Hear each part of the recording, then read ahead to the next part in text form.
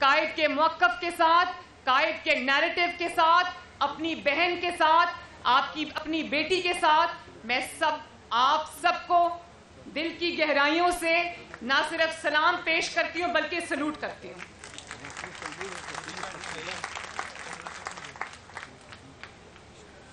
मियाँ साहब ने जो बयानिया दिया पाकिस्तान में, उसको कहा जाता है कि वो मियाँ साहब का बयानिया है, और वो जानते हैं ना कि वो बयानिया क्या है। अगर उस बयानिए को सिर्फ एक नारे में समो दिया जाए तो वो है वोट को इज्जत दो।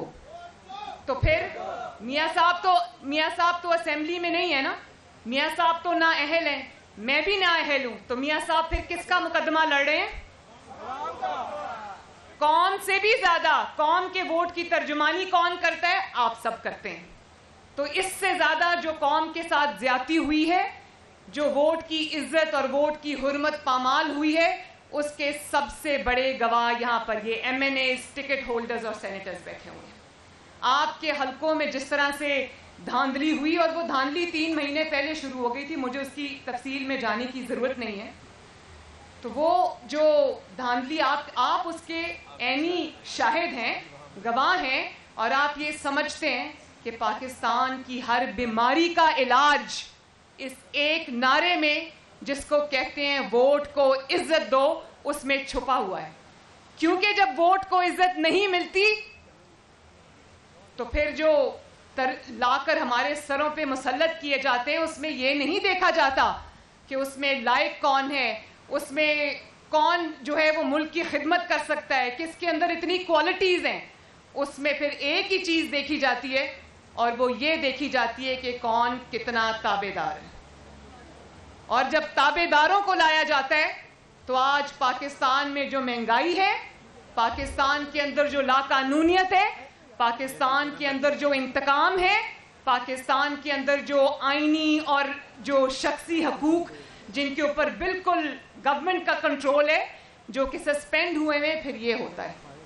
और जब मियाँ साहब आपका मुकदमा उठाते हैं, आपकी जंग लड़ते हैं, पाकिस्तान के अवाम की जंग लड़ते हैं, जब वो कहते हैं कि आइन की इज्जत होनी चाहिए, जब वो कहते हैं कि कानून की इज्जत होनी चाहिए, जब वो कहते हैं कि इंतकाम नहीं एहतसाब होना चाहिए, जब वो कहते हैं कि मेरे लोगों की तर्जुमानी होनी चाहिए, वोट के जो बक्से हैं उसके अंदर जिसका वोट डाला जाए उसी के नाम निकला जाए, तो फिर उनके ऊपर गद्दारी के मुकदमे बनते हैं, उनके ऊपर गद्दारी के पर्चे कटते हैं। तो मुझे एक बात बताएं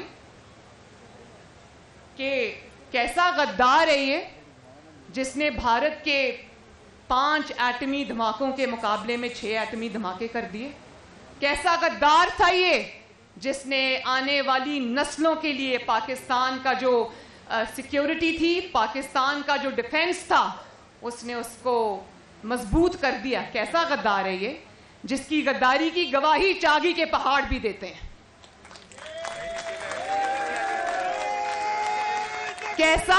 कैसा गद्दार था ये, कैसा गद्दार था ये जो JF-17 थंडर बना गया और पाकिस्तान के डिफेंस को नाकाबिले तस्खीर बना गया। कैसा गद्दार था वो जो मोटरवे बना गया, जिस पे जरूरत पड़ने के ऊपर जंगी जहाज लैंड भी कर सकते हैं और टेक ऑफ भी कर सकते हैं।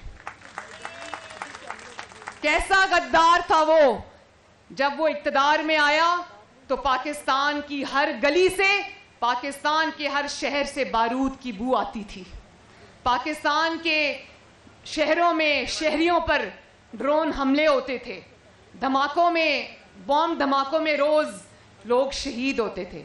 कैसा गद्दार है वो कि अपने सीने पे अपनी सिक्योरिटी रिस्क को लेकर वो ज़रबे अज़्ब और रद्दुल फसाद लड़कर, कहते हैं ना कि उसके पीछे फौज थी, बिल्कुल रद्दुल फसाद में ज़रबे अज़्ब के पीछे फौज थी, लेकिन आगे नवाज शरीफ खड़ा था।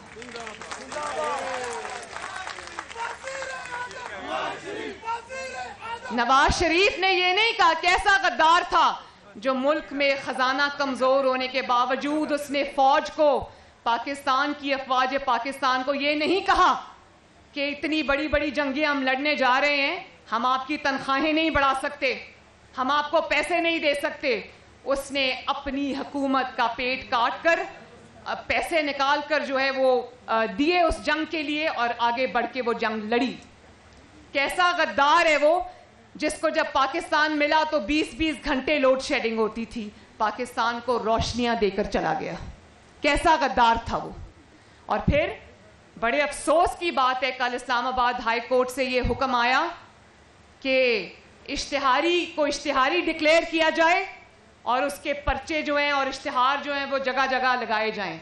आप लगाएं इश्तिहार, उसमें बेशक आप नवाज शरीफ का चेहरा डाल दें, लेकिन जब आप गद्दारी का, भगौड़े होने का इश्तिहार लगाएंगे तो लोगों को उसमें जनरल परवेज मुशर्रफ की शक्ल नजर आएगी। लोग उसमें नवाज शरीफ को नहीं देखेंगे, उसमें उनको जनरल परवेज मुशर्रफ की झलक नजर आएगी, जो आर्टिकल 6 का मुर्तकिब हुआ, जिसको अदालतों ने सजा दी। और नतीजतन क्या हुआ कि पाकिस्तान में पहली मर्तबा उस अदालत को ही सफाए हस्ती से मिटा दिया गया।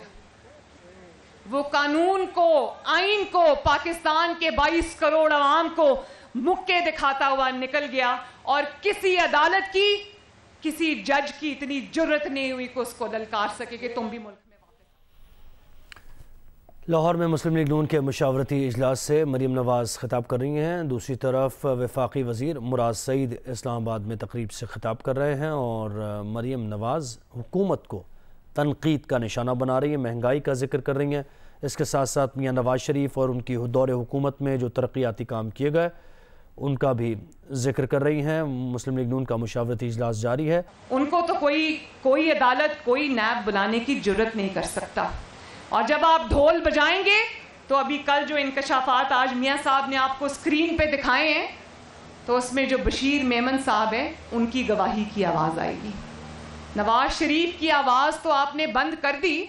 नवाज शरीफ की तकरीर टीवी पे दिखाने की इजाज़त नहीं है, लेकिन नवाज शरीफ की आवाज़ अब टीवी पर दिखाने की ज़रूरत भी नहीं है।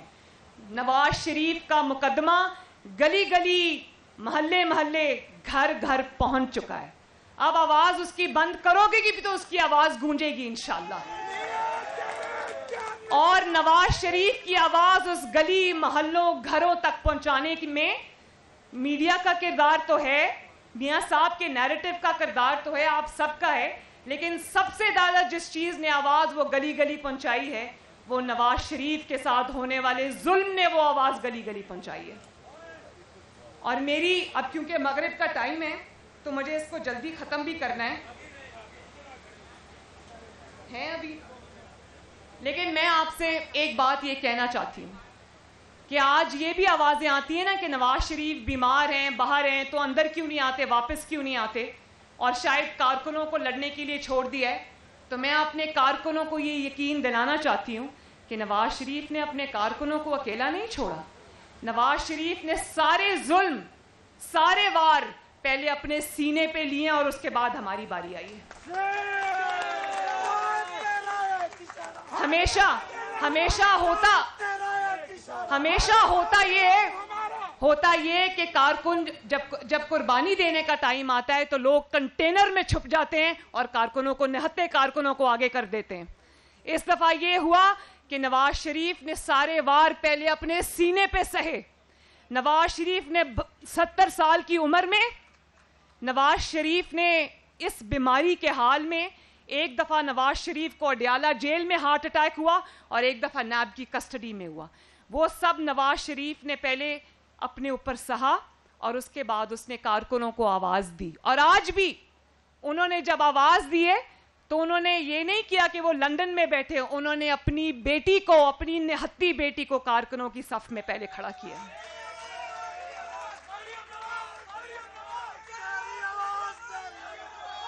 और जब कुर्बानी देने का वक्त आएगा तो आप मरियम नवाज शरीफ को सबसे पहले सफ में खड़ा देखेंगे इंशाअल्लाह ताला। नवाज शरीफ एक मशरकी वालिद हैं, वो एक मशरकी वालिद हैं, बहुत मोहब्बत करने वाले शफीक वालिद हैं और अपनी बेटी के लिए वो ओवर प्रोटेक्टिव हैं। लेकिन वो उस आदमी का आप जज्बा देखें, उस इंसान का जज्बा देखें कि जिसको ज़रा सी आहट पे होता था कि मुझे गिरफ्तार ना कर लें, कहीं बेटी को कोई गिरफ्तार ना कर ले। उन्होंने मुझे फ़ोन करके कहा कि बेटी अपना बैग तैयार करो, अगर गिरफ्तार हो तो सीना तान के जाना। और घबराना नहीं, क्योंकि जब इस तरह के हथकंडों पे ये उतर आते हैं तो इसका मतलब है कि हुकूमत के दिन थोड़े हैं। और आखिर में मेरे साथ वादा करें कि जब भी नवाज शरीफ पे कोई इम्तिहान का वक्त आया, नवाज शरीफ ने कोई तहैया किया तो अल्लाह ताला ने उसकी मदद की, अल्लाह ताला ने अपनी नुसरत उतारी और नवाज शरीफ को फतहयाब किया। तो इंशाअल्लाह ताला आज आपका जज्बा देख के मुझे ये यकीन हो गया है कि ये तहरीक अल्लाह के फजलो करम से कामयाब हो चुकी है। और आखिर में मेरे साथ वादा करो कि इंशाअल्लाह ताला पाकिस्तान का सर नहीं झुकने दोगे, आईन का सर नहीं झुकने दोगे, कानून का सर नहीं झुकने दोगे, जमहूरियत का सर नहीं झुकने दोगे, वोट की इज्जत और हुर्मत का सर नहीं झुकने दोगे, पाकिस्तान के अवाम का सर नहीं झुकने दोगे। और मुझसे वादा करो कि अपने कायद मोहम्मद नवाज शरीफ के नजरिए का सर नहीं झुकने दोगे। और वादा करो कि पीडीएम और ये जो अब मूवमेंट चल रही है, इसके अंदर शाना बशाना अपने कायद के, अपनी बहन के, अपनी बेटी के पूरे जज्बे और तैयारी के साथ शरीक होगे इंशाअल्लाह।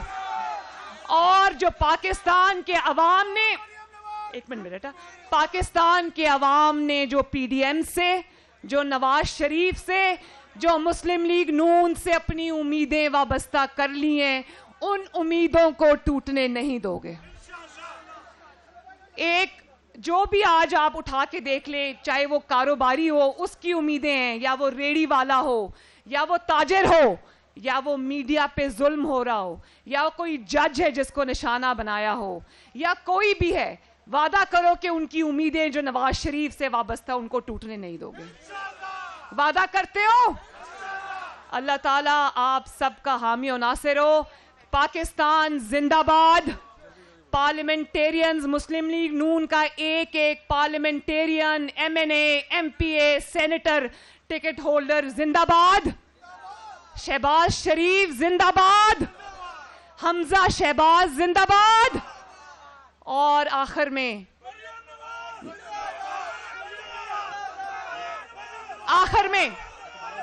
नवाज शरीफ, नवाज शरीफ जिंदाबाद। पाकिस्तान मुस्लिम लीग नून जिंदाबाद। बहुत बहुत बहुत शुक्रिया।